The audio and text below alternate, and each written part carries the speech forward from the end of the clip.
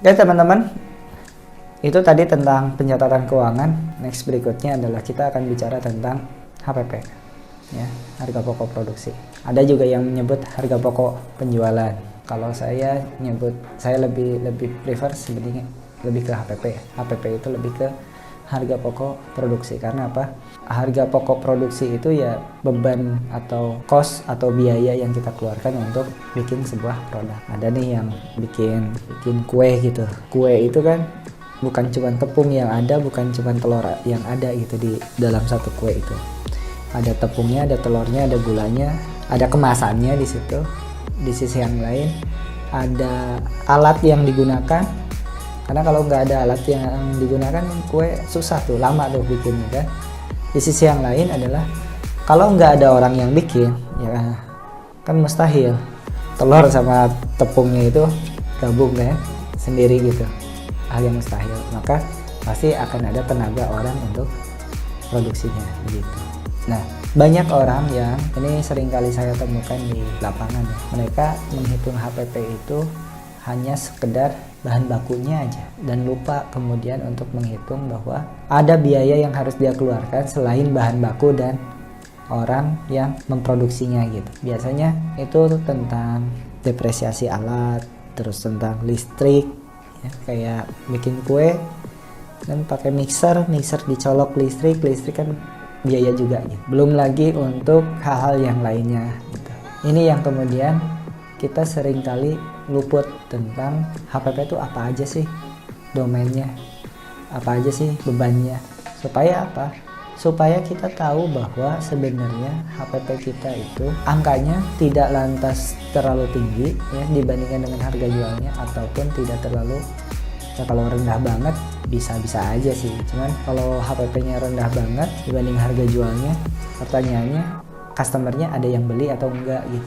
Nah itu yang kemudian nanti akan berkaitan dengan materi yang disampaikan di kelas-kelas sebelah ya, kelas-kelas teman-teman yang lainnya gitu, dari pemateri yang lain itu bicara tentang bagaimana add value supaya meskipun mungkin HPP-nya rendah tapi bisa dijual dengan harga yang lebih tinggi gitu. Bisa juga dengan strategi marketingnya seperti apa dan bagaimana, dan itu bisa teman-teman ambil di kelas-kelas sebelahnya ya.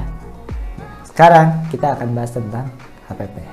Oke, kalau bicara tentang komponen HPP itu kita hanya bicara sangat sedikit ya. Komponen HPP itu sebenarnya sangat sedikit, cuman ada di 3 titik. Satu, bahan baku, yang keduanya adalah biaya tenaga kerja langsung ya, yang tadi yang gaji orang yang produksinya, dengan yang ketiganya itu adalah overhead. Nah, dari 3 biaya ini yang kemudian biasanya turunannya banyak. Contoh, bahan baku kayak yang tadi itu. Bahan baku itu ketika kue dan ada kemasannya, kemasan itu bahan baku atau bukan? Dia tidak menjadi bahan baku kuenya, tapi dia menjadi bahan pendukung supaya si tampilan kuenya estetik gitu kan. Nah, maka kemasan kue itu menjadi HPP di dalam produk kue. HPP-nya itu adalah bahan bakunya di tepung, telur, gula, terus mentega dan sebagainya, itu untuk komponen untuk produknya.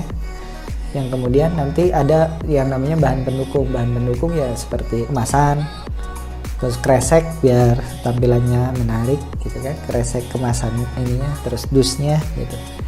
Terus ada lagi sama yang kertas rotinya atau kertas kuenya, itu yang kalau di brownies kan suka ada kertasnya tuh ya begitu.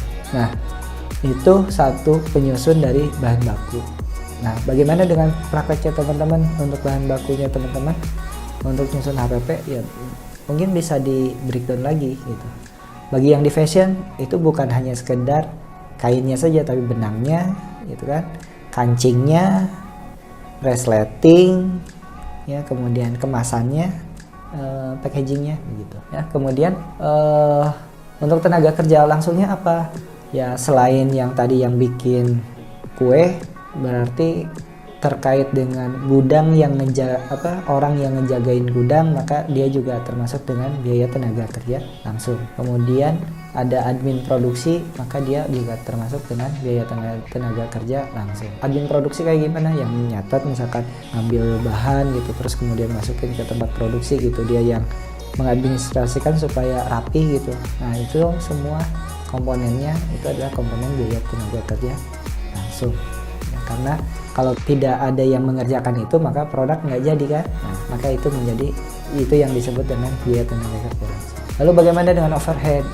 Overhead itu biasanya salah satunya adalah kayak listrik yang dipakai gitu ya di pabrik, di tempat produksinya. Nah kalau misalkan tempat produksinya masih di rumah gimana listriknya? Maka dipecah penggunaan listrik rumah kalau tanpa produksi kue berapa. Nah ketika sudah mulai produksi kue jadi berapa. Nah itu yang kemudian kita dipilah dan dipilih. Oh ini biaya pribadi tadi ya, kembali ke yang memisahkan keuangan. Ini listriknya untuk listrik keluarga, ini listrik untuk usaha.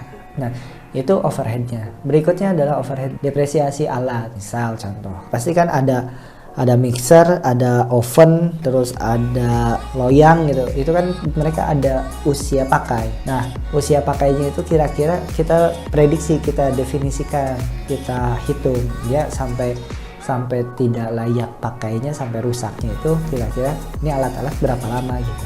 Apakah 2 tahun, 3 tahun, 5 tahun, 10 tahun gitu. Nanti kita tinggal susun. Kemudian nanti itu menjadi bagian dari overhead. Berikutnya apa? Air.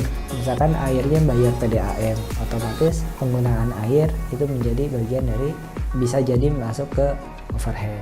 Itu komponen untuk menghitung HPP yang kemudian kita bisa pisahkan komponen untuk membuat HPP itu dari apa? Dari biaya yang lainnya.